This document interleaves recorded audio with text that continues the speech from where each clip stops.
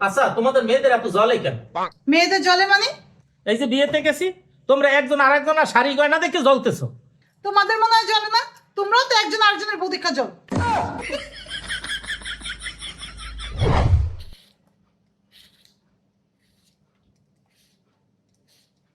কোন সংসারটার মধ্যে জামাই বড় জলগা না হয়? খোঁজ দিয়া দেখো তো। হেলে কি গাল ফুলাই বয়ে থাকতে হইব? আমার আসে একটু সরি কইলেই তো হয়। জানো তো আমি নরম সরম মনের মানুষ।